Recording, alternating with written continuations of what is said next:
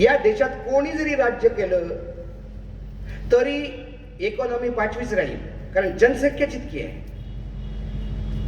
सगळ्या देशाने एक दिवस चहा प्यायचं जर नाही म्हणलं तर 1-2 शुगर मिल बंद होतील आणि 1-2 चहाचे मळे बंद होतील. एका दिवसाचा या देशाचा खप 143 लोक आहेत. त्यामुळं देशाची इकॉनॉमी विश्वगुरु कुठे विश्वगुरु? चायना आपली जमीन घेऊन बसला. पहिले म्हणे चायना आला नाही, मग म्हणे वापस गेला. कुठून गेला? स्वतःच्याच घरातून वापस गेला. आता म्हणतात की आम्ही पहिल्यासारखी स्थिती ठेवलेली आहे. आणि लद्दाखची लोक म्हणतात की एक गावरान जमीन जी होती त्याच्यावर ते शेत म्हणजे आपले ढोरं चरवायची, ती जमीन आता चायनाच्या नो मॅन्स लँड मध्ये गेली. जी नो मॅन्स लँड होती ती चायनाने आपल्या ताब्यात घेतली आणि आता त्यांना नवीन नो मॅन करायसाठी आपली पुन्हा आपण जमीन दिली. आणि हे मी म्हटलं नाही, हे लद्दाखच्या खासदाराचं पत्र आहे डिफेन्स मिनिस्टरला की आमची आता गुरं कुठं घेऊन जावं, तुम्ही आमची जमीन कशी दिली. पाकिस्तान सोबत स्थिती काय आहे? काय मलिक झूठ बोल रहे हैं. एक राज्यपाल झूठ बोल रहा है. और यदि ये राज्यपाल इतना झूठा था तो उसको राज्यपाल बनाया क्यों?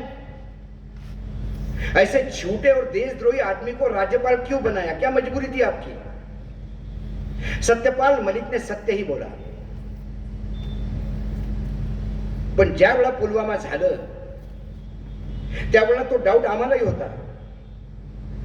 15 दिवस आरडीएक्स, पण त्यावेळेला कुठलाही प्रश्न उचलला की लोक तुटून पडायचे.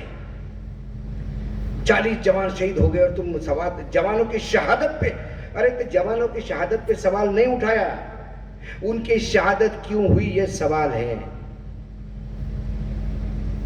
छोट्या छोट्या गोष्टीवरून ट्वीट करून प्लेयरनं सेंचुरी मारली तर प्रधानमंत्री ट्वीट करतात. सत्यपाल मलिक मागच्या 2 महिन्यापासून जम्मू काश्मीर मध्ये झालेला भ्रष्टाचार, संघाच्या लोकांनी केलेला भ्रष्टाचार, गोव्यामध्ये पंतप्रधानांनी स्वतः त्या भ्रष्टाचारी माणसाला भेटायला सांगितलं आणि पुलवामा याच्यावर तो सातत्यानं बोलत आहे. सरकारकडनं खंडन का होत नाही? सरकार चुप क्यों है? साइलेंट इज अ कंसेंट, शायद लॉ में कहते हैं वकील साहब, साइलेंट इज अ कंसेंट.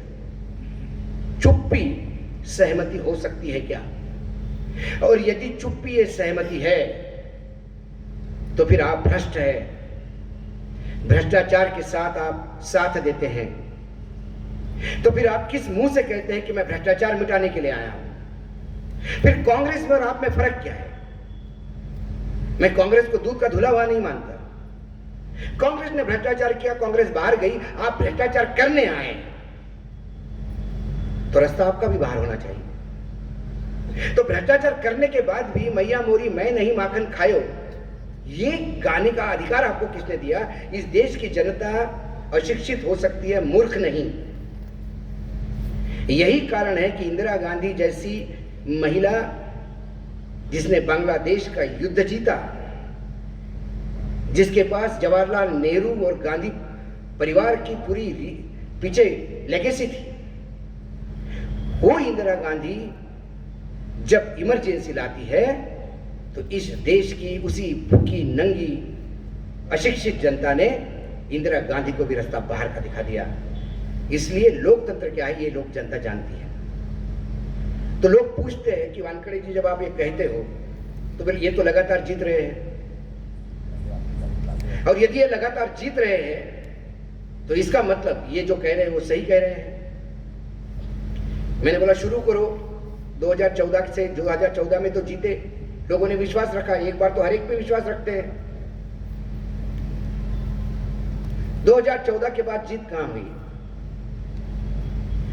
एक गुजरात छोड़ दिया तो आपका एक राज्य नहीं जो आप कह सकते हो कि हमने चुनाव जीता है. उत्तर प्रदेश में चुनाव जीता, मायावती को घर बिठा के चुनाव जीता. उत्तर प्रदेश के चुनाव का विश्लेषण देखेंगे तो राम मंदिर बनने की शुरुआत होने के बाद उस अयोध्या सेक्टर में बीजेपी सबसे ज्यादा बुरी तरह से हारी है। जिस बनारस कॉरिडोर को लोकार्पण किया और प्रधानमंत्री 3 दिन तक चाय की गलियों में घूमते रहे, उनमें से 54 में से 27 सीट अकेला अखिलेश लेके गया। लोग कहते लाभार्थी चले, तो 2 जिले ऐसे हैं जहां सबसे ज्यादा लाभार्थी थे, वो जिले समाजवादी चुनाव जीत गए। महिला सुरक्षा की वजह से महिला आधी आबादी साथ हो गई, तो जिस जिले में महिलाओं का वोट प्रतिशत 5% ज्यादा है, पुरुषों का 57, महिलाओं का 62, वहां समाजवादी जीती है। तो फिर बीजेपी सत्ता में कैसे आई? बीजेपी ओवैसी साहब के कृपा से सत्ता में आई। 8 सीट ओवैसी साहब ने दिलवाए। पूर्वांचल जो मायावती का गढ़ था, वहां बीजेपी जीत के आई और बीजेपी सत्ता में है। मध्य प्रदेश में उधार के सिंदूर पे है, गोवा में उधार के सिंदूर पे है, कर्नाटक में जहां अभी चुनाव हो रहे हैं सरकार उधार के सिंदूर पे है, नॉर्थ ईस्ट में चुनाव जीते उधार के सिंदूर पे है, आसाम में मुख्यमंत्री ही कांग्रेस से लिया हुआ है, उत्तराखंड में चुनाव होते तो हम पूछते हैं कौन सी कांग्रेस जीतेगी, सोनिया कांग्रेस जीतेगी या मोदी कांग्रेस जीतेगी? तो है कहां? क्या बीजेपी ये रीजनल पार्टी हो गई है? आज महाराष्ट्र में आप सत्ता में है, फिर उधार के सिंदूर पे, फिर सेना तोड़ के आपने सरकार बनाई। तो कुल मिला के यदि आपके पास से ईडी हटा दी जाए, इनकम टैक्स हटा दिया जाए, सीबीआई हटा दिया जाए, ये 3 एजेंसी को यदि डिफंक्ट करे सुप्रीम कोर्ट 1 साल के लिए, तो ये शायद गुजरात भी हार जाए। ये वस्तु स्थिति है। जब हम कहते हैं कि स्थिति बुरी है तो समझ में आता है स्थिति बुरी है। राज्यों में जब जाता हूं चुनाव के टाइम पे, चुनाव के पहले मैं कर्नाटक घूम के आया, मैं बागलकोट में था जो संघ का गढ़ है, वहां लोगों को पूछे तो बोले 50-50% चांस है। मैंने 50 क्यों? बोले बहुत भ्रष्टाचार बढ़ गया, वो कांग्रेस अच्छा करेगी इस बार। ये उस एरिया में बताया जाता है जो गढ़ है। कस्बा पूना में गढ़ था बीजेपी का, कहीं कुत्ता भी खड़ा कर दो तो जीत जाता है, अच्छा खासा इंसान खड़ा कर दिया तो गिर गया। क्योंकि लोग पार्टी से उठ के भी समाज के बारे में सोचते हैं। लोग अल्टीमेटली ये देखते हैं कि मुझे ये आदमी बोलता ठीक है, हर जगह पे हिंदू मुसलमान हिंदू मुसलमान हिंदू मुसलमान, किस बात पे हिंदू मुसलमान? मैं मानता ही नहीं कि हिंदू मुसलमान कुछ चीज हो सकती है। मैं आज भी मानता हूं कि हिंदू मुसलमान के नाम पे वोट नहीं गिरते हैं। मैं आपको स्टैटिस्टिकली बता सकता हूं कि हिंदू मुसलमान ये एक हवा क्रिएट किया हुआ है। 80% लोग पोलराइज हो जाते हैं। हिंदू समाज में इतना बंटवारा है, ओबीसी अलग है, उच्च जाति के लोग अलग है, दलित अलग है, और हम महाराष्ट्र तो बहुत सुखी है। क्योंकि जब मैं महाराष्ट्र से गया बाहर तब मुझे पता पड़ा जातीयवाद क्या होता है। हमारे महाराष्ट्र में आज भी वो जातीयवाद, जातियों में महाराष्ट्र आज भी बटा हुआ नहीं है। इस बात का मुझे गर्व है और मैं गर्व से कहता हूं कि आज भी हमारे महाराष्ट्र में दलित भी किसी ब्राह्मण के साथ बैठ के खाना खा सकता है। लेकिन मैं बिहार में पहली बार गया आज से 10 साल पहले, और मैं रिपोर्टिंग करने के लिए एक घर गया, तो उसने मुझे बोला कि ये कुछ बता पाएंगे उस इंसिडेंस के बारे में। तो उन्होंने पूछा कहाँ से आए हो? दिल्ली से। दिल्ली से? क्या नाम भा? अशोक वानखड़े। कौन जात? अरे मतलब जात मतलब वानखड़े पाटिल है, पाटिल मराठी है। मराठी मराठी क्या होता भाई? दलित हो? बोले नहीं, वो ठाकुर जैसे। हाँ तो फिर हमारे यहाँ क्यों आए? हम भूमियार हैं। वो ठाकुर के घर ले जाएंगे, मुंह उठा के चले आते हैं। आणि मी जर त्याला म्हटलं असतं की हम भूमियार आहे तो मेरा, आणि मी ठाकूरकडे मला त्याला घेऊन गेलं तर त्या माणसाने मला ठाकूर है आप? अरे कौन पागल तुमको, मतलब शिवी देऊन आई वडिलांची कौन लेके गया बोले उधर तुमको उस भूमियार के यहाँ? साला बददिमाग आदमी है। बैठिए अब खाना खा के जाइएगा आप, अपने लोग है भाई, महाराष्ट्र से आए। हा जातीयवाद आहे, अजूनही आहे बिहारमध्ये, यूपी मध्ये। आणि तिथे जर तुम्हाला वाटेल का सगळे हिंदू हिंदूच्या नावावर एकत्र येतात, हा शुद्ध मूर्खपणा आहे, हा विकलेला एक कन्सेप्ट आहे बीजेपीने. आणि त्यांच्याकडे असं काही विकायला नाही आहे. कर्नाटकचे तुम्ही भाषणं ऐकली असतील आता जे लेटेस्ट झाले ते, त्या भाषणात मेरे को गाली दिया, मेरे को गाली दिया, मेरे को साफ बोला, मेरे को साफ बोला. त्यानंतर सुरू झालं की इन्होंने 50 साल पहले बोला था गरीबी हटाओ, क्यों नहीं हटाई? अरे वो 50 साल छोड़, तूने जब तक अभी 8 साल पहले बोला था कुछ करूंगा. जब तू 8 साल पुरानी बात को भूल जाता है और 50 साल को याद दिलवाता है तो क्या लोग हंसेंगे नहीं? सोनिया गांधी ने एक शब्द वापरला, सॉवरेंटी. इथे आता head of the department English Prakash भाऊंचं स्वागत केलं मॅडमनी. सॉवरेंटी या शब्दाचे 15 अर्थ आहेत.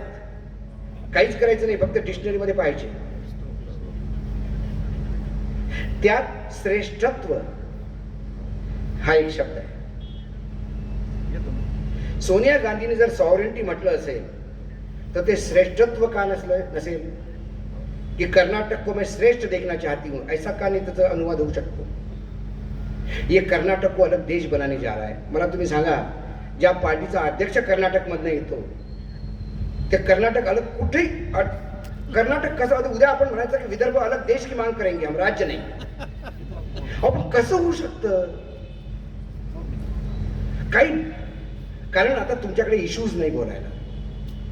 भ्रष्टाचाराने लिप्त लोक, आणि मग शेवटी वेगवेगळ्या खेळी वापरायच्या, लोकांना मतदान. उद्या मतदान आहे बऱ्याच ठिकाणी. 122 कॉन्स्टिट्युएन्सी 224 पैकी रेड अलर्ट आहे कर्नाटकमध्ये. रेड अलर्ट म्हणजे तिथे जे उमेदवार लढतायत ते गंभीर गुन्ह्याचे गुन्हेगार आहेत. गंभीर गुन्हे म्हणजे अटेम्प्ट टू मर्डर. खरगेच्या मुलाला ज्यांनी धमकी दिली तर मी तो टेप ऐकला, म्हणजे कन्नडमध्ये होता. त्याचं जेव्हा ट्रान्सलेशन पाहिलं तेव्हा तो बोलतो, अरे खरगे का नंबर मेरे पास होता तो उसके बेटी और पत्नी को कब का निपटा देता. हे बोलचालची भाषा आहे. याला कोणी हत्येचा कट असं म्हणू शकत नाही. किंवा त्यांनी असा प्लॅन केला मारूनच टाकू, अरे वो मेरे सामने आएगा तो चीर दूंगा, इसका मतलब तो मर्डर करायला चालला असतो का? हे बोलचालची भाषा आहे. त्या बोलण्यात तो बोलला असेल. पण मी जेव्हा त्याचा बायोडेटा वाचला तेव्हा म्हणलं, नाही यार, हा माणूस बोलतो म्हणजे हा करून दाखवतो. महाराष्ट्र, कर्नाटक आणि तेलंगणा या 3 राज्यात तो वॉन्टेड आहे. हत्या का प्रयास, डकैती, बलात्कार, ड्रग ट्रॅफिकिंग आणि हत्यारों का जखीरा रखना अशा केसेस त्याच्यावर आहेत. तो भाजपचा उमेदवार आहे. मग आपण जेव्हा मोठमोठे भाषण देतो की अपराधीकरण से मुक्त राजनीति चाहिए, तेव्हा हसायला येतं. आणि मग तेव्हा त्या भाषणावर जर आपण प्रश्न विचारले तो लोक म्हणतात, इतना अच्छी बात कर रहे प्रधानमंत्री और इसको कुछ अच्छा दिखाई नहीं देता उसमें. क्योंकि कथनी और करनी में यदि फर्क है तो फिर सवाल पूछने होंगे. सवाल पुलवामा पे पूछे जाएंगे. सवाल जो रोज हत्याएं हो रही है आतंकवादी, उस पे पूछे जाएंगे. सवाल 80 करोड़ जनता को मिलने वाले अनाज पे पूछे जाएंगे. सवाल राफेल के भ्रष्टाचार में पूछे जाएंगे. सवाल अलग अलग राज्यों को दी हुई प्रतिज्ञा को पूछे जाएंगे. सवाल पूछे जाएंगे कि ईडी करती क्या है. ईडी जो है वो यदि भ्रष्टाचार को सामने ला रही है तो मेरे से जैसा खुश आदमी नहीं होगा. इस बार सारे कांग्रेसियों को भ्रष्ट को बाहर निकालो, कांग्रेस से आएंगे तो बीजेपी वालों को निकालेंगे, हमारा तो भला होगा. सब भ्रष्टाचारी बाहर निकलेंगे, सबकी क्या जमा होगी. जब ईडी के ऊपर आरोप लगे कि ईडी जो कर रही है उसका कोई प्रोसिक्यूशन रेट नहीं, सिर्फ धमकी दे रही ईडी लोगों को, तो हमने भी देखा कि कर्नाटक का पहला इलेक्शन, रेड्डी ब्रदर्स, वाड्रा से लेके अभी कर्नाटक का इलेक्शन 5 साल पूरे हो गए, सर्कल पूरा हो गया. ईडी ने इस इलेक्शन में भी आचार संहिता के दौरान 288 करोड़ की प्रॉपर्टी जब्त की और वो सारी विरोधी पक्ष में. पक्ष नेताओं की है। करें, प्रोसिक्यूशन रेट ईडी का कुछ नहीं है, ईडी के केस में रिजल्ट नहीं आते। तो तुरंत ईडी ने दूसरे दिन जब राष्ट्रपति को लोगों ने ज्ञापन दिया तो ईडी तुरंत दूसरे दिन एक प्रेस रिलीज करती है कि ईडी का प्रोसिक्यूशन रेट 96% आहे, 96%. मी चक्रावलो आहे ना, म्हणलं काय आपल्याला माहीतच नाही इतक्या लोकांना सजा झाली. मग मी सगळे आकडे मागवले. ईडीमध्ये पण आपले मित्र आहेत सर्व. म्हटलं आकडे दे. आकडे कसे आहेत? जानेवारी 2022 पर्यंत 5902 केसेस ईडीने रजिस्टर केल्या. 5906 केसेस. त्यामध्ये 1142 केसेस चार्जशीट फाईल केल्या. त्यामध्ये 25 केसची ट्रायल पूर्ण झाली आणि त्यामध्ये 24 केसेसमध्ये लोकांना सजा झाली. तर 25च्या 24 हे 96% काढलं त्यांनी. माझा प्रश्न आहे की हे 24 जे आहे हे 5906 केसेसला जोडून पहा तर हे 1% होत नाही. हे असे आकड्यासोबत खेळतात हे लोक. त्यामुळे अनिल देशमुख नागपूर 100 कोटीचे आरोप, 4.5 कोटी रुपयाचे इन्व्हेस्टिगेशन, 1,45,00,000 रुपये चार्जशीट. दिल्लीचा आत्ताचा केस ज्या 2 आरोपींना जमानत दिली त्यात कोर्टाने म्हटलेलं आहे की ईडीकडे यांना आम्ही जमानत यासाठी देतो की ईडीकडे काही यांच्याकडे प्रूफच नाही आहे. फक्त हे लोकांचे स्टेटमेंट आहे की आम्ही पैसा घेतला आणि आम्ही दिला. पण त्याला बँक स्टेटमेंट, त्याला तो पैसा कोण्या हवालावाल्याकडनं गेला कसा, तो पैसा कुठे यांनी इन्व्हेस्ट केला, हे काहीही प्रूफ नाही. संजय राऊतच्या केसमध्ये जमानत देताना जजनी तेच म्हणाले कि जिनको अरेस्ट करना था वो तो बाहर है, इनको क्यों अरेस्ट किया. आणि हे ईडीला माहित असतं की ह्या केसेस फ्लॉप होणार. फक्त ईडी एक प्रोपोगंडा चालवतो. अनिल देशमुख आजही कोणाला विचारा तुम्ही, ग्रामीण भागात जाऊन विचारा, अनिल देशमुख लय पैसा खाल्ला म्हणे. त्यांचं काम झालं. कारण अनिल देशमुख जेव्हा जमानतीवर येतात तेव्हा त्यांचं ऐकायला कोणताच चॅनल तयार नाही, कुठलाच न्यूजपेपर छापायला तयार नाही. हा फार मोठा प्रश्न आहे. आता आपण म्हणतो गोदी मीडिया. आजचा जो मीडिया आहे भाऊ, त्याचं मी एक उदाहरण सांगतो तुम्हाला. एक सरदारजी होता, त्याचा पोरगा कॉलेजमध्ये गेला. तर त्या सरदारजीला फार टेन्शन होतं की पोराला म्हटलं तू क्या बनना चाहता है तो बताता ही नहीं. तर ते म्हणे मेरे को मालूम नहीं मेरा बच्चा आगे क्या करेगा. तर आमच्या आनंद केळकर सारखा एक दोस्त होता त्याचा, ते म्हणे अरे फारच इझी आहे, जास्त त्याला डोकं लावायचं नाही. पोराचं रूम कुठे आहे म्हणे हे आहे. म्हणे एक काम कर, गुरु ग्रंथ साहेब ठेव इथं, एक 5,000 रुपयाचं बंडल ठेव म्हणे, कॅटरीना कॅफचा फोटो ठेव म्हणे आणि ब्लॅक लेबलची बॉटल ठेव म्हणे दारूची. आपण खिडकीतनं पाहू पोरगा आल्यावर काय उचलते म्हणे. पोरानं दारूची बॉटल उचल, दारुड्या होते. तो फोटो उचलला तर त्याला आपण तसं म्हणू. पोरग कॉलेजमधनं आलं, सगळे पडदे असं सोडून दोघेही पाहून राहिले पोरग काय करते. पोरांनी 5,000 रुपयाचं बंडल पॉकेटमध्ये टाकलं, बॉटल खोलून 2 घोट दारू पिला, कॅटरीनाचा फोटो असा करून त्यांनी असा खिशात ठेवला आणि गुरु ग्रंथ साहेब वाचायला सुरू केलं. ते म्हणे बा आता तरी सांगे पोरग काय होते. म्हणे घाबरू नको, पत्रकार होणार आहे म्हणे, ज्ञाने देते म्हणे, दारू पिते म्हणे, सगळेच काम करते म्हणे आणि आता ती पत्रकारिता सध्या चालू आहे. त्यामुळे आम्ही स्वतःला पत्रकार मानत नाही. आम्ही लोक म्हणतात की पत्रकार, कोणी म्हणतात टायगर. आता ते आमचे एक दीपक शर्मा आहेत, त्यांनी सांगितलं टायगर कर, यांनी सांगितलं टायगर. आता प्लेनमध्ये बसलो की लोक म्हणतात गुड मॉर्निंग टायगर. म्हटलं मुझे बोले हाँ. तो मग मी म्हणलो दीपक शर्मा को चश्मा है, आपको तो नहीं है. तो बोले उससे क्या. मैंने उसको चश्मे से एलिफेंट भी टाइगर दिखता है, आप तो कम से कम मत कहो. पत्रकारिता चांगली व्हावी याच्यासाठी लोक जर सन्मान करत असला तर या देशाचं खरोखरच दुर्भाग्य आहे. पत्रकारिता ही चांगलीच असते. शेतकरी राबवूनच काम करतो. शिक्षकाला शिकवणंच हे चांगलं काम आहे त्याचं.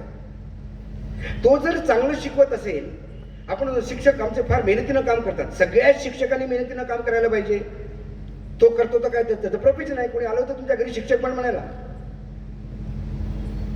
पण जेव्हा समाजामध्ये चांगल्या शिक्षकांना आपल्याला सन्मान द्यावा लागतो, चांगल्या ड्रायव्हरला सन्मान द्यावा लागतो, चांगल्या पत्रकारांना सन्मान द्यावा लागतो, याचा अर्थ समाजामध्ये शिक्षकांमध्ये फार आता लो लेवल पोहोचलेली आहे, पत्रकारांमध्ये पोहोचलेली आहे, डॉक्टरमध्ये पोहोचलेली आहे.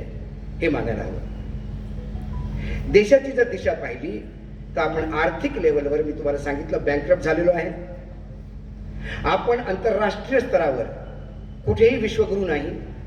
आपल्याला कोणीही युक्रेनमध्ये विचारत नाही, कारण त्या सगळ्या देशांना माहित आहे हे आपला मणिपूर वाचवू शकत नाही पेटलेला. हे काय आमचं युक्रेन वाचवेल? ह्या सगळ्या बोगस गोष्टी असतात. हे प्रोटोकॉल असतो. कुठलाही प्राईम मिनिस्टरने जेव्हा फोन केला तर तो रशियाचा पुतीन पण हॅलो हॅलो म्हणतो. याचा अर्थ असं नाही की रशियाचा पुतीन म्हणेल अच्छा मोदी जी आप बताओ तो वैसे ही करूंगा. असं काहीही नाही होत. युक्रेनचं युद्ध तेच लोक सोडवतील, त्यात भारताची काही भूमिका नाही. जगात जर आपली खरोखरच वट असती, दम असता, तर आपण जी युनायटेड नेशन्स की सिक्युरिटी काउन्सिल आहे त्याचा आपण मेंबर झालो असतो.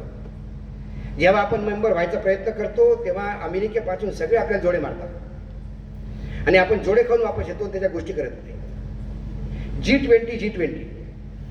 G20 या जे 20 देश आहेत त्यांच्या क्रमाक्रमाने अध्यक्षता येते. यावेळेला आपला नंबर लागला. आपल्या अगोदर आपल्यापेक्षाही गरीब देशाचा नंबर होता. तो असा नंबर आला, त्यात आपण अब G20 मतलब विश्व की सदारत करने का चांस मिला. अरे विश्वचे अध्यक्ष नहीं है तुम, G20 के अध्यक्ष है.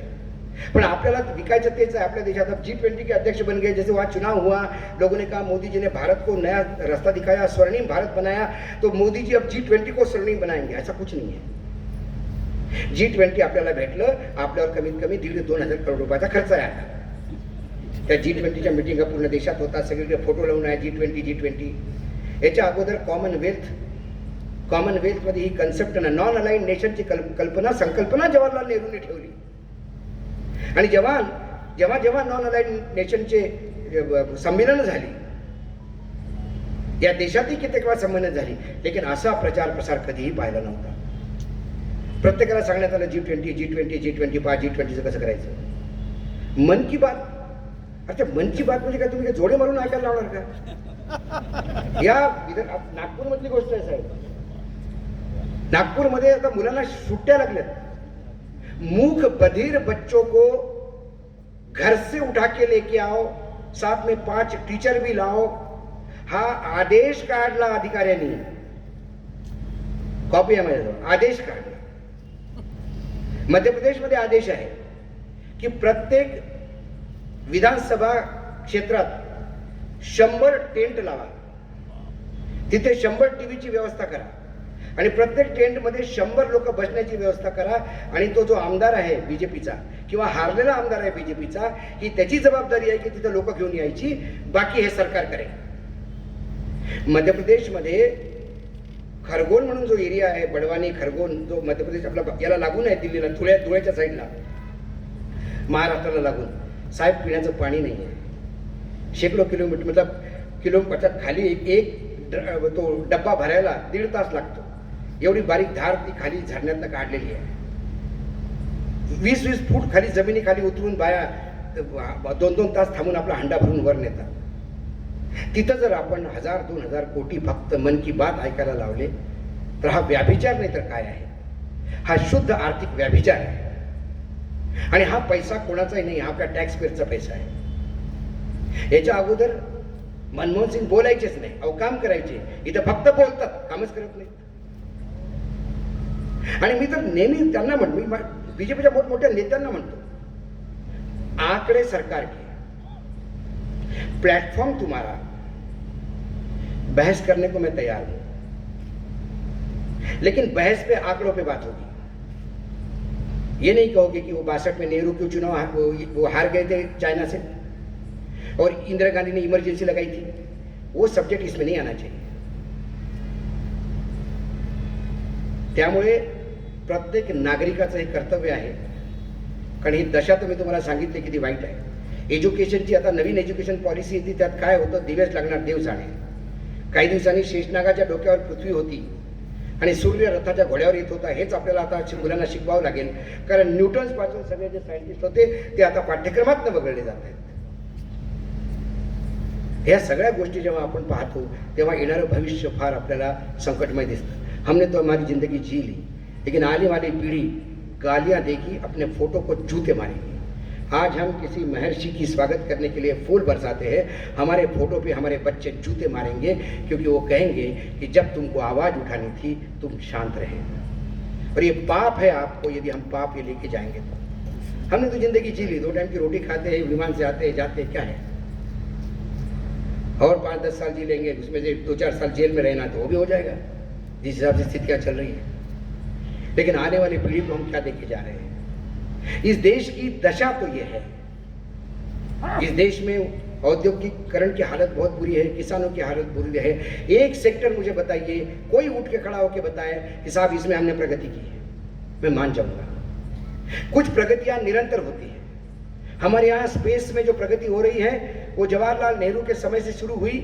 बैलगाड़ी के ऊपर और साइकिल के ऊपर पहला रॉकेट लॉन्चर लेके जाने वाले हमारे साइंटिस्ट आज हम इतराते हैं कि हम 25-25 सैटेलाइट एक अग्निबाण से छोड़ते हैं। मंगलयान हम सबसे करते हैं, लेकिन ये मंगलयान की संकल्पना 2014 से नहीं 1947 के पहले से शुरू हुई थी। मुझे अटल जी का वो भाषण याद है पार्लियामेंट में, जब पहली बार प्रधानमंत्री बने तब उन्होंने कहा था कि लोग मुझे कहते थे कि अटल जी कहिए इस देश में कुछ नहीं हुआ। उसने कहा कि मैं ये नहीं कह सकता। 1947 से लेकर आज तक यदि ये देश चला है तो इस देश के हर किसान ने, हर मजदूर ने, हर व्यक्ति ने कुछ ना कुछ इस देश को दिया है, तब देश इस स्थिति पे खड़ा है। यदि मैं कहूं कि इस देश में कुछ हुआ ही नहीं तो ये पूरे देशवासियों का अपमान होगा। ऐसे स्टालवर्ड हमारे यहाँ लोग रहे हैं। और आज 2014 के बाद आज़ादी मिलती है और जो महामूर्ख ये कहती है उसको वाई कैटेगरी की सिक्योरिटी दी जाती है, क्योंकि सही इतिहास तुमने ढूंढ के निकाला कि 2014 के बाद हमें आज़ादी मिली है। 2014 के बाद यदि आज़ादी मिली है तो उन भस्मासुर को आज़ादी मिली है देश के संविधान और संवैधानिक संस्थाओं को जलाने के लिए, आम आदमी के सपने को जलाने के लिए, यहाँ के बच्चों के भविष्य को जलाने की आज़ादी उसको मिली है। और ये आज़ादी लोकतंत्र के नाम पे हमने दी है। लेकिन बार बार फंसता नहीं आदमी, हर बार पुलवामा होगा नहीं, हर बार सर्जिकल स्ट्राइक नहीं होगा। कहीं ना कहीं मैं आज एक ब्रिजेंद्र रेही है, बहुत पुराने पत्रकार है, उन्होंने कुछ एक किताब मुझे कल भेंट की, तो मैं जब किताब पढ़ रहा था तो उस किताब में जो अटल जी की कुछ कोट्स है उसमें 2-3 कोट्स है जो मुझे कोट करने की इच्छा हो रही है। जो सरकार ठीक से काम नहीं करती, ये अटल जी ने कहा है अपने भाषण में, जो सरकार ठीक से काम नहीं करेगी और लोगों को परेशान करेगी, लोगों के साथ ज्यादती करेगी, लोगों के साथ भेदभाव करेगी, चुनाव आएगा, वोट डले जाएंगे और उस सरकार का बिस्तर गोल कर दिया जाएगा। ये अटल जी ने तब सोचा था, तब अटल जी को लगा कि इस देश के मतदाता 5 किलो अनाज पे बिकेंगे नहीं। इस देश के मतदाता इतिहास और पुराणों में खो नहीं जाएंगे। इस देश के मतदाता सवाल भी पूछेंगे, क्योंकि अटल जी को भी सवाल पूछते थे और अटल जी भी स्वयं सवाल पूछते थे। अटल जी ने हिंदू, आज के डेट में हिंदुत्व क्या है? हम हैं हिंदू, बाकी जितने भी मुसलमान हैं वो देशद्रोही है और सिर्फ इस देश में हिंदू रहेंगे। हमें हिंदुत्व के उस सही पहचान की परिपुष्टि करके और बढ़ावा देने की जरूरत है जो भविष्योन्मुखी है, जो भविष्य के तरफ लेके जाता है, ना कि पीछे की ओर ले जाने वाली, जो हमें आधुनिक विश्व की चुनौतियों का मुकाबला करने के लिए सक्षम बनाती है, न कि पुरानी लीक पर ही अटकी रहने वाली, जो सुधारवादी है, ना उस रूढ़िवादी अन्याय की हिमायत करने वाली जिसके विरुद्ध विगत में सभी समाज सुधारकों ने संघर्ष किया। यदि इस प्रबुद्ध हिंदुत्व को समझा जाए, इसका अनुसरण किया जाए, जैसे कि स्वामी विवेकानंद और अन्य महान देशभक्तों ने प्रतिपादित किया है, तो हिंदुत्व के बारे में वर्तमान में चल रहा विवाद पूर्णतः अनावश्यक देखा जाता है। ये हिंदुत्व की परिकल्पना थी अटल जी की। और मैं अटल जी कोई इतिहास में नहीं ले जा रहा हूँ 1827 के आपको। अटल जी आप सब ने देखे हैं। अटल जी की जहाँ जो लोग मैं देख रहा हूँ, उन्होंने अटल जी का शासन भी देखा होगा, अटल जी को विपक्ष में भी देखा होगा, और अटल जी को रिटायर्ड होने के बाद भी देखा होगा। अटल जी ने कभी नहीं सोचा था कि मेरी भारतीय जनता पार्टी, कुशाभाऊ ठाकरे की भारतीय जनता पार्टी, मैंने भी नहीं देखा। मैंने भी वो कुशाभाऊ ठाकरे की भारतीय जनता पार्टी देखी कि जो एक कमरे में राष्ट्रीय अध्यक्ष बैठे रहते थे 10 बाय 10 के, और यदि हम मिलने जाएं तो कहेंगे कि अशोक एक कप धोके लाओ। हम वो कप धोके लाते थे और कहते थे कि अब इसमें केटली की चाय लेके पियो, क्योंकि 2 ही कप होते थे वहां। ये उस अध्यक्ष की बात मैं करता हूं जिस अध्यक्ष की अध्यक्षता में पहली बार भारतीय जनता पार्टी की केंद्र में सरकार बनी। आज दिल्ली में जाके बीजेपी का ऑफिस देखिए, 2 मिनट के लिए लगेगा आपको, आप किसी कारपोरेट सेक्टर के मल्टीनेशनल के ऑफिस में आए हैं। ऑफिस बड़ा होने के लिए मैं उसको गलत नहीं मानता। आपके पास पैसे है, समृद्धि आ गई है, आप बिल्कुल कारपोरेटाइजेशन करिए, बड़ा ऑफिस बनाइए, लेकिन पार्टी की आत्मा कारपोरेट मत बनाइए। आज पार्टी की कारपोरेट आत्मा इतनी हो गई है कि हिंडनबर्ग रिपोर्ट को तो झुठला दिया। हिंडनबर्ग रिपोर्ट के बाद जो शेल कंपनियां हैं, मैं उस पर भी बोलना चाहता था, मैं भूल गया। शेल कंपनियों का मामला यह है कि मैं विदेशी इन्वेस्टमेंट को गलत नहीं मानता, बिल्कुल होना चाहिए देश में।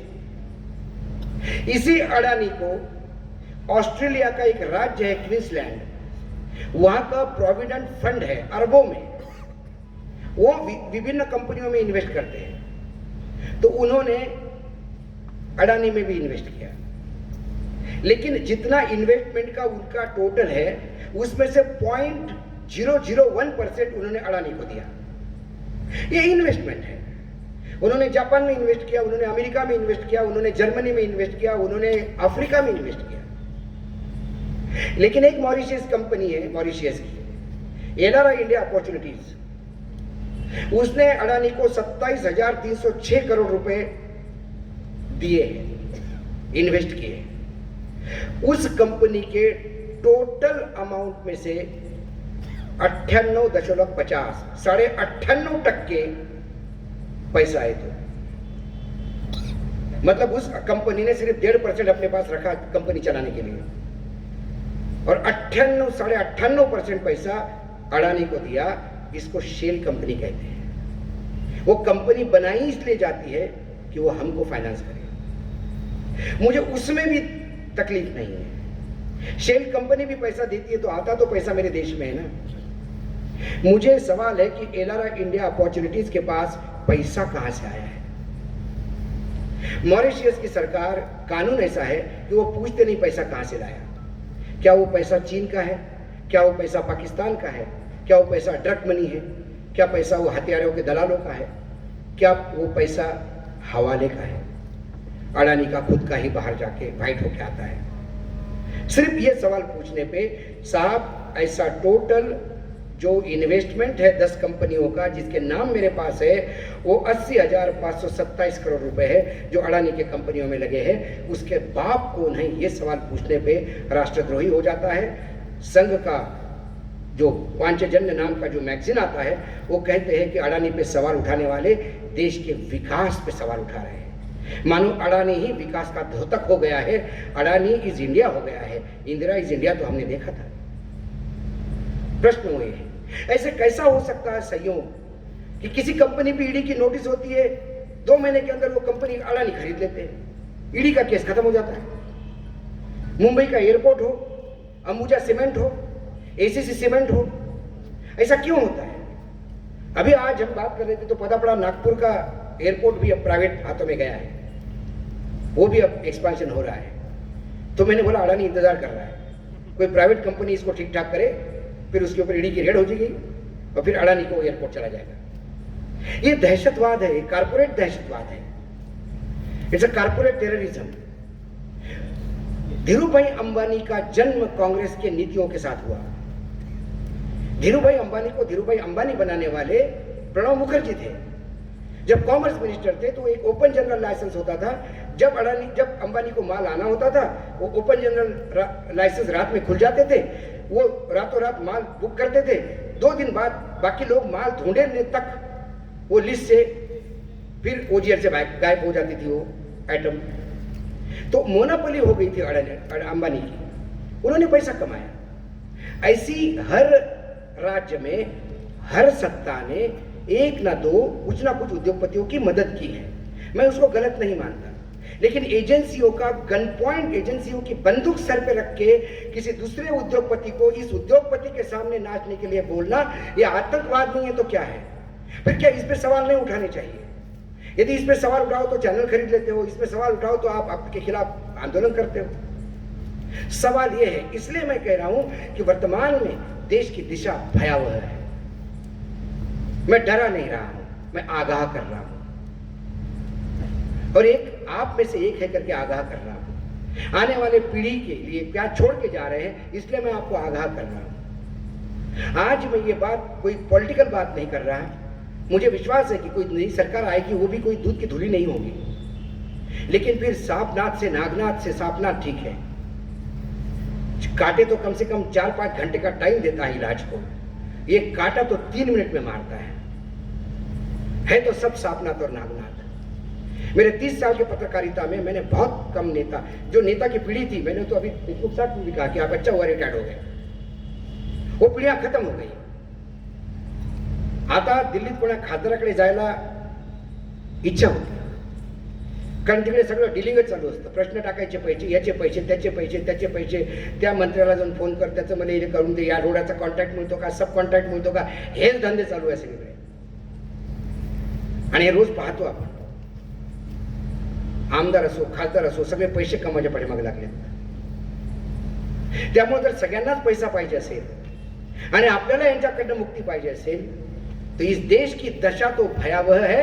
इस देश को दिशा देने का काम मतदाताओं के हाथ में है। एक 30 सेकंड का समय मिलता है आपको, जिसमें आप बटन दबाते हो। उस 30 सेकंड में आपने यदि अपने विवेक को सामने रखे, अपने देश के भविष्य को सामने रखे, अपने बच्चों के भविष्य को सामने रखे, उचित इंसान का, मैंने इंसान बोला क्योंकि ज्यादातर चुनाव भेड़िए लड़ते हैं, बहुत कम इंसान बचे हैं। यदि इंसान को आपने चुनाव जितवा दिया, मैं वादा करता हूं किसी भी पॉलिटिकल पार्टी का हो, वो मुस्लिम लीग का भी हो, तो भी देश के खिलाफ कुछ करेगा नहीं, क्योंकि उस इंसान के अंदर एक दिल है। 56 इंच का सीना है नहीं चाहिए मुझे 4 इंच का दिल चाहिए, जिसको मैं ढूंढ रहा हूं। हमारे यहाँ सीना नपवाने वाले बहुत है, उसके अंदर दिल नहीं है। यदि दिल होता तो 700 किसान जब मर जाते हैं आंदोलन करने के लिए किसान बिल के खिलाफ, तो प्रधानमंत्री ये नहीं कहते कि वो मरे तो मेरे लिए मरे हैं क्या। सत्यपाल मलिक को ही कहा था उन्होंने। यदि तुम्हारे सीने में दिल होता तो 40 जवानों को पुलवामा में मरने नहीं देते। यदि तुम्हारे सीने में दिल होता तो देश के लिए मेडल लाने वाली वो महिला खिलाड़ी, जिनके पास किसी चीज की कमी नहीं थी, सिर्फ वो न्याय मांग रही है कि हमारा शारीरिक शोषण हुआ, जिसने किया उस गुंडे को जेल में होना चाहिए, तो प्रधानमंत्री मौन क्यों है? क्यों सरकार कोई स्टैंड नहीं ले रही है? क्यों सरकार चुप है? क्या सरकार झुंडशाही से डरती है? क्योंकि उसके पहले बरसात होने के बाद उन लड़कियों ने सिर्फ फोल्डिंग पलंग मंगवाए थे ताकि नीचे गीले में बैठने के बजाय पलंग पे बैठ जाए, तो उसी रात 12 बजे दिल्ली पुलिस ने लाठीचार्ज करके कईयों के सर फोड़े। उसके बाद जब किसानों का झुंड निकला हरियाणा से, जब 64 खाप पंचायतों ने ऐलान किया, तो यही दिल्ली पुलिस है जिन्होंने रास्ता खोल दिया। तो क्या ये सरकार झुंड शाही को ही डरती है? क्या ये सरकार रक्तपात से ही डरेगी? क्या ये सरकार सिर्फ बुद्ध और महात्मा गांधी का नाम सिर्फ नाम लेने के लिए करती है?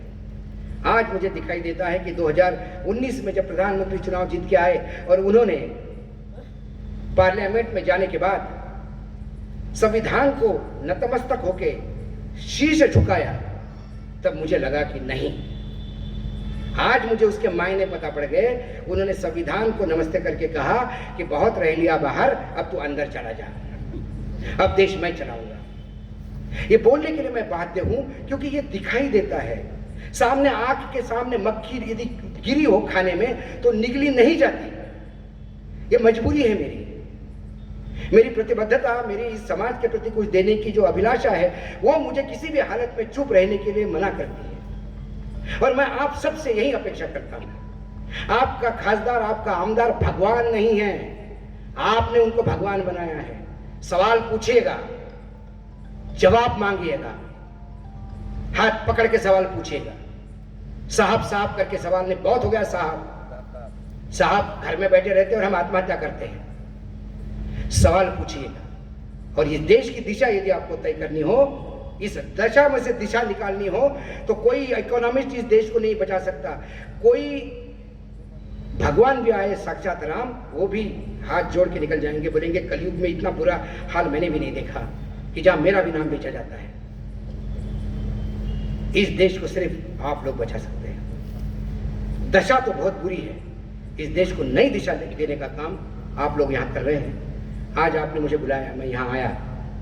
आज मैं धन्यवाद देता हूँ ऑर्गेनाइजिंग कमेटी को कि जिन्होंने मुझे यहाँ बुलाया। मेरे कुछ बातों से कुछ लोग आहत हो गए होंगे, लेकिन गांव का लड़का हूँ, दिल से बोलता हूँ। नाटक करना आता नहीं, क्योंकि मैं अभिनेता या नेता नहीं हूँ। एक सिंपल सा पत्रकार हूँ, आप में से एक हूँ। बोलने की ताकत रखता हूँ, इसलिए लोग सुनते हैं। आप भी बोलिएगा, लोग आपको भी मेरे से ज्यादा सुनेंगे।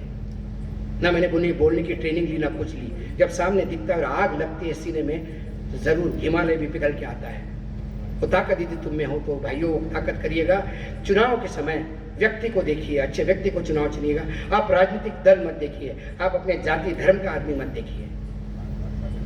आम्ही यवतमाळ जिल्ह्यात लई कुणबी केलं, आणि ते आता लई राठोड करतायत लोकांनी। कोणाचं भलं नाही झालं, तिथंच आहे।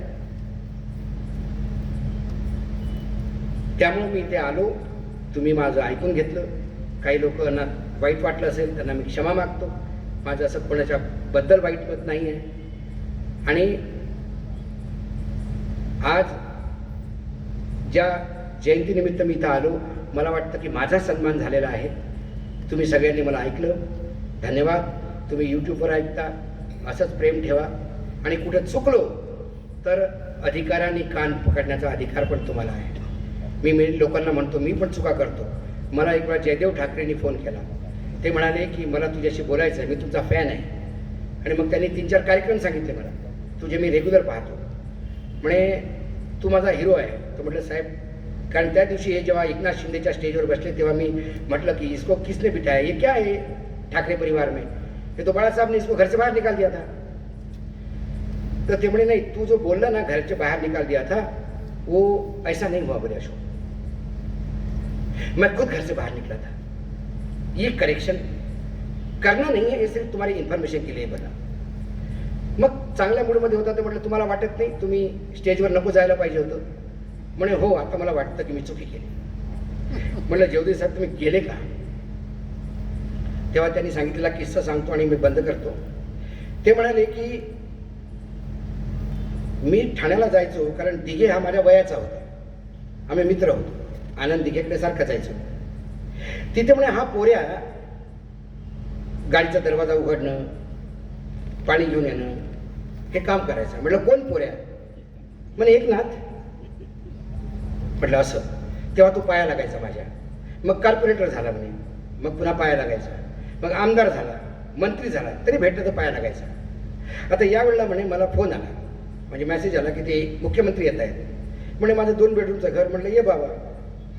तर म्हणे ते सगळे पोलीसवाले वगैरे आले, त्यानंतर मग म्हणे मुख्यमंत्री आले आणि ढसाढसा रडायला लागला म्हणे की आज मला साहेबांची फार आठवण येते।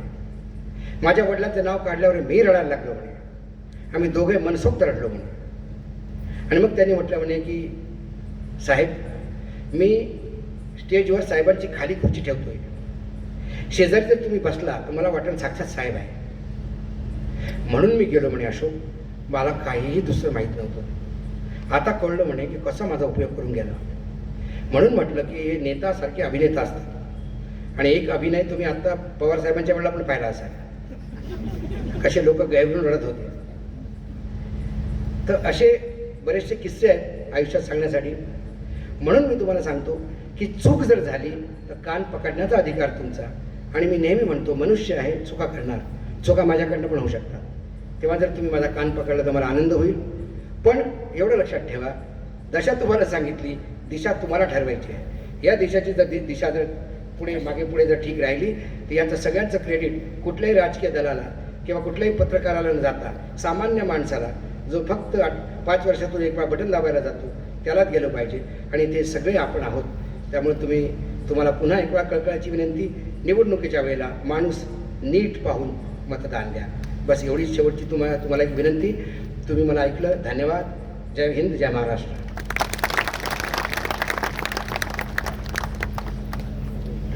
अत्यंत रोखठोक, परखड आणि स्पष्ट शब्दात आपण देशाची आजची जी स्थिती आहे ती सांगितलेली आहे. धन्यवाद भाऊ. यानंतर पुन्हा नव्या कार्यक्रमासह, नव्या विचारांसह आणि नव्या विचारांसह आपण या वर्धेमध्ये पुन्हा याल अशा प्रकारची अपेक्षा आपणाकडून व्यक्त करतो. आणि या कार्यक्रमाचा शेवटचा टप्पा पूर्ण करण्यासाठी संस्थेचे उपाध्यक्ष सन्माननीय सतीशराव राऊत साहेबांना या ठिकाणी आमंत्रित करतो. त्यांनी या संपूर्ण कार्यक्रमाचे आभार व्यक्त करावे अशी मी त्यांना विनंती करतो. आम्हा सर्वांचे श्रद्धास्थान स्वर्गीय दाजी उपाख्य बापूराव देशमुख यांच्या 111व्या जयंती समारोहाचा हा कार्यक्रम. या कार्यक्रमाचं आदरणीय व्यासपीठ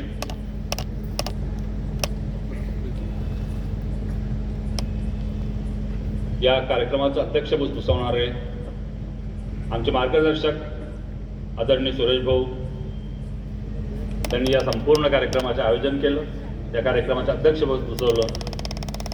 त्याबद्दल मी त्यांचे मनपूर्वक आयोजकातर्फे आभार मानतो. या कार्यक्रमात करिता प्रामुख्याने दिल्लीहून आलेले ख्यातमान पत्रकार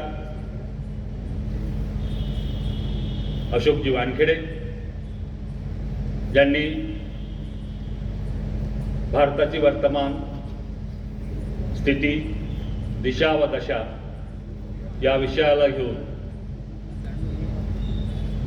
तुम्हा सर्वांकडून अपेक्षा केली